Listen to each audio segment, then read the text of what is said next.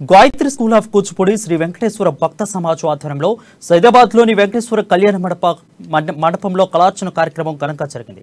ఈ కార్యక్రమానికి ముఖ్య అతిథులుగా తెలంగాణ సంస్కార భారతీ జనరల్ సెక్రటరీ శివాజీ వాత్రే హాజరయ్యారు. శ్రీ స్వరాలయ మ్యూజిక్ అకాడమీ చెందిన శ్రీమతి సౌజన్య రాజన్ జ్యోతి ప్రజ్వలన చేశారు.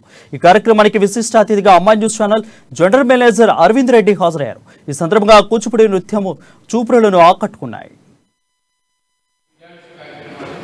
సో వాటిలో కూడా మంచి పార్టిసిపేట్ చేయాలని కోరుకుంటూ